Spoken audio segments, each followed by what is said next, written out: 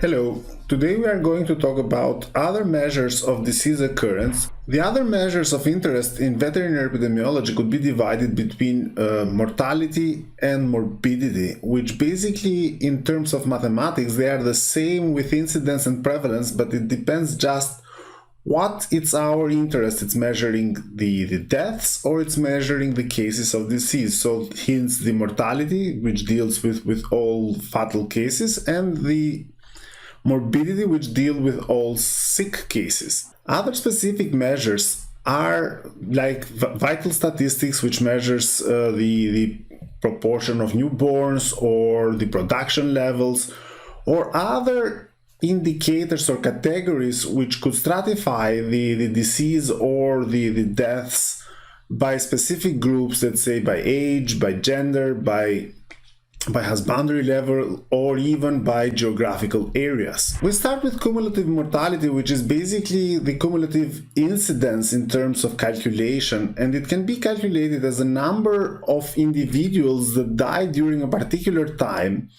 above the number of individuals in that population at the beginning of the period of the study.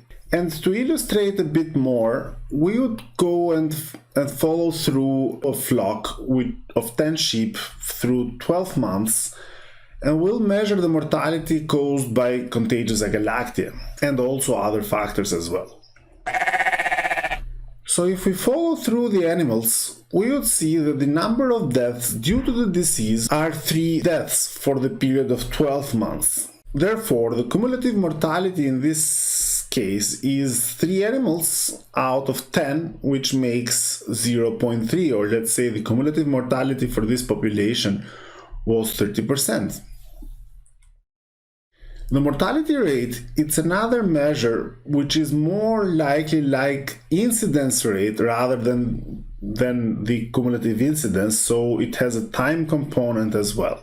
So the number of deaths the numerator basically is the number of deaths due to a disease that occur in a population during a particular period of time above the sum of the total time of all animals which have been at risk of dying into that population. So it's the timing here, it's important because we in the denominator we include the time at risk of dying of all animals in the population.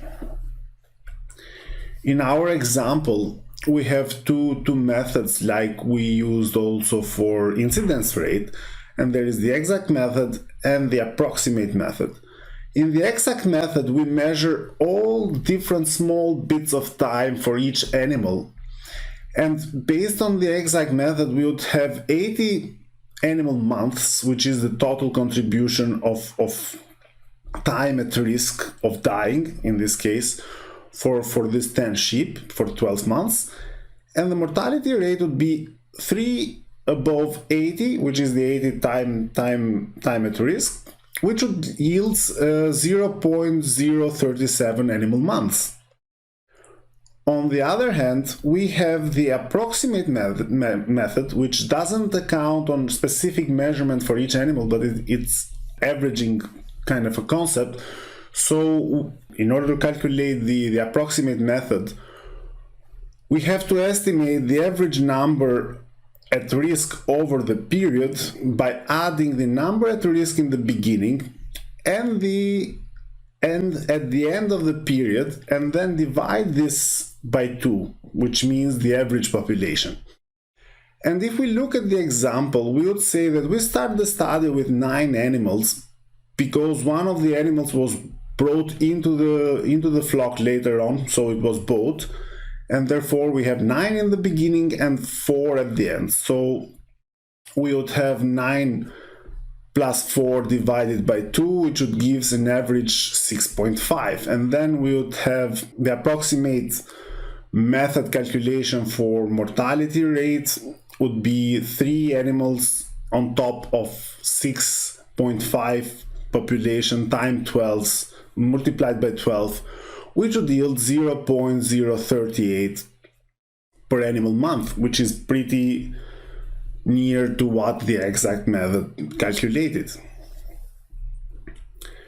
The proportionate mortality, it's another indicator, but it's used in the denominator that all of the deaths and not the size of the population in which the death occurred.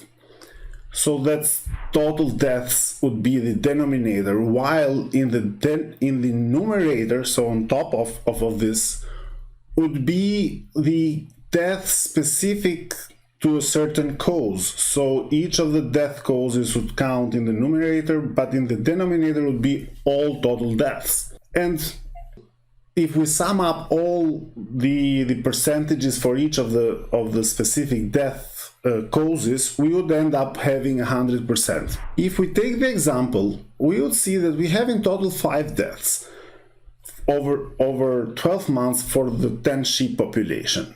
And we have to split those deaths by category, and we say that 3 deaths have been caused specifically by the disease. 1 death was caused by the shepherd, so relating to the joke in the beginning, so the shepherd eats the sheep, so 1 is from the shepherd, but also the wolf damaged the population, so we have also 1 death by the wolf.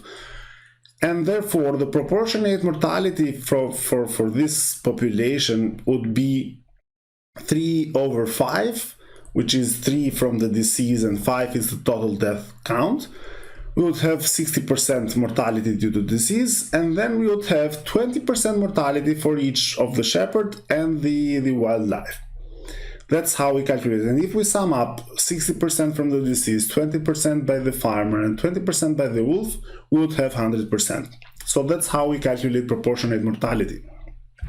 The case fatality, it's another indicator used, which, as the name says, is the number of animals which died from the disease out of all animals which was sick. So basically not all sick animals die, so the case fatality counts only those animals which died from the disease, and the calculation is number of cause specific deaths, so from that specific death among the incidence cases, so among the infected animals, the diseased animals, over the total number of incidence cases, which is over the total number of diseased animals.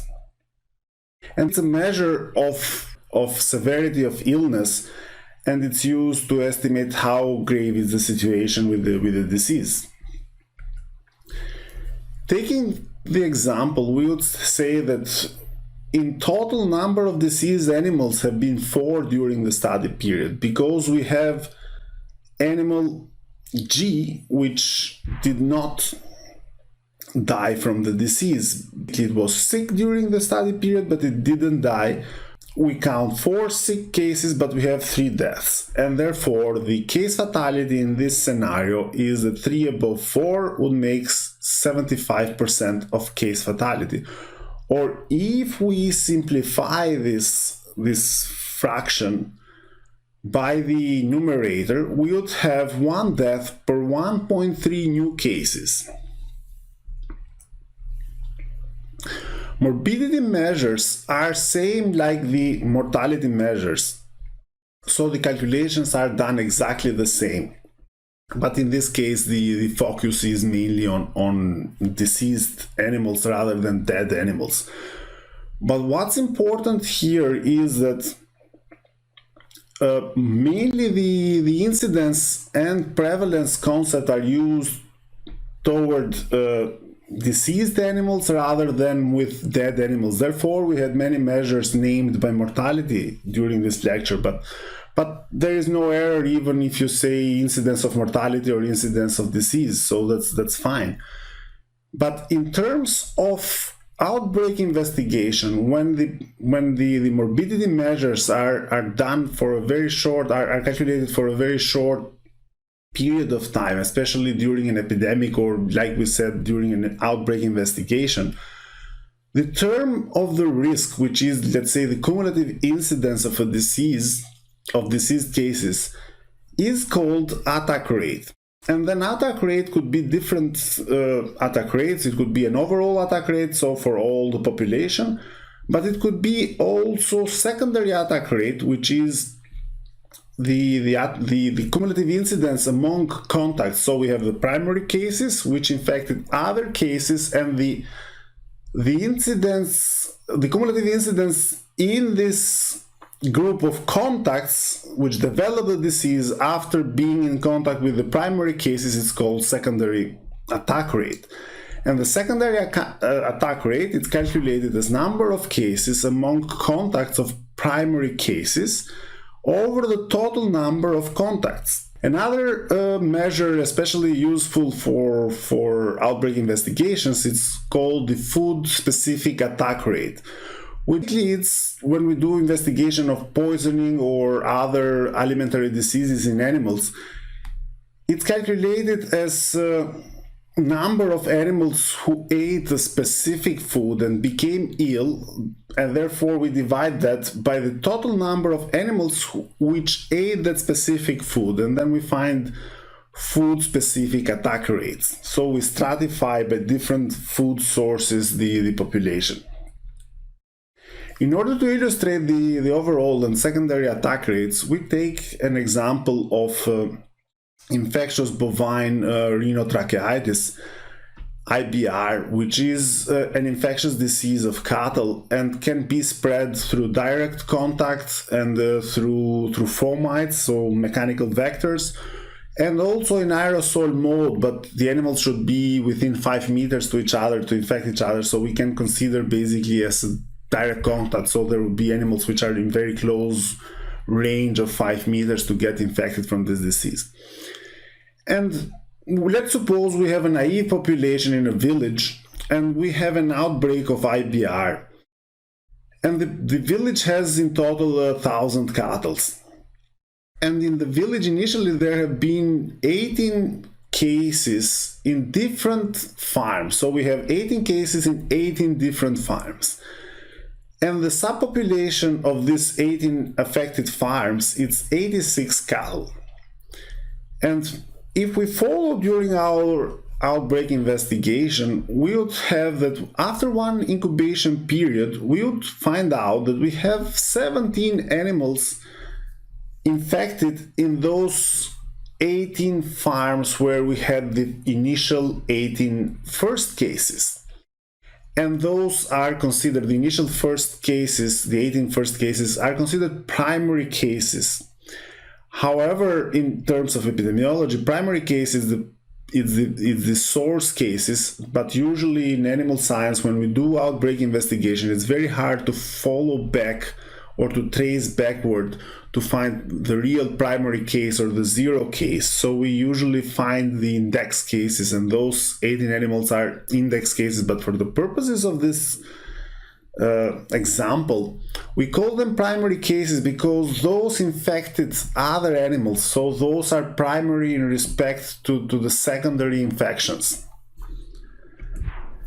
And if we do the calculations, and we said that it's like the cumulative incidence calculation, we would have that 18 animals over 1,000, which is the overall attack rate, and for the whole population of the village, would be 1.8%. And then when we do the secondary attack rate, so within those specific farms which had the infected primary animals, we would have 17 animals, which was the secondary cases, above 86, which is the total population of the 18 affected farms, minus the 18 first cases, would give us 17 above 68, which is 17 cases above 68 of population at risk, which can be sick because 18 from those had already been sick. And then we would have 25% the secondary attack rate. And that's how we calculate the overall and the secondary attack rates. Other specific measures, as we mentioned in the beginning of the lecture, are related for stratification of incidence or prevalence by different categories. And therefore, these are more specific and can find causes or evidence the causes of disease. Like we said also for food-specific attack rate, we stratify by different foods, but there could be diseases that can be more affecting males than females.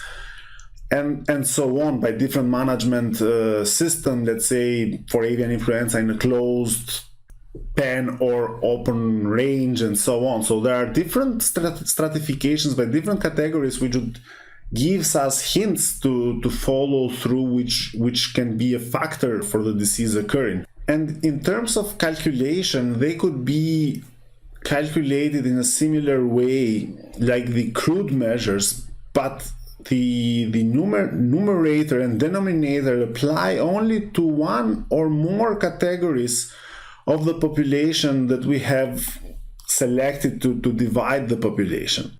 A few more examples on very specific measures would be vital measures, which are the crude live birth rate and the general fertility rate.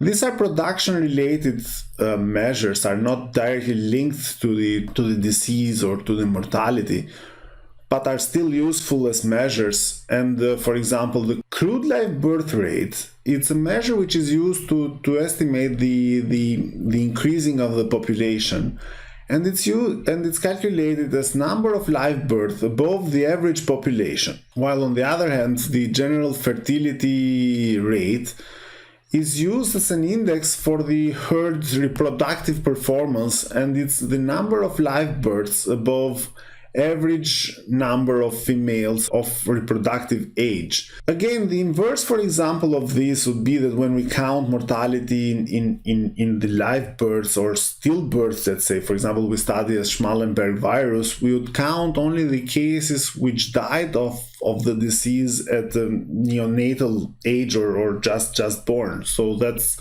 the inverse, let's say, of the crude live birth rate. Disease occurrence measures could vary a lot depending on the purpose and the setups on which they are employed and the different characteristics that we want to measure. Zoonosis incidence ratio, it's a measure which is used mainly to estimate the human health threat from a zoonotic disease and can be calculated as number of new cases of a zoonotic disease in an animal species in a given geographical area, and especially at a stated period of time. And this is above the average human population in the same area for the same period of time multiplied by the time at risk. Here it's a distinction because in the numerator we use one species, which is the animal cases, and on the denominator we use the number of the human population. Another useful measure is area incidence ratio, which is a measure used as an index to estimate and to compare the disease in an area. And the calculation follows that the number of new cases of a disease in a given time period above the geographical unit area in which the observations are made. And that's basically how we calculate this measure. We will follow on the lecture series on measuring disease occurrence, so stay tuned and follow us in the next lecture. Till then, be safe and see you next time.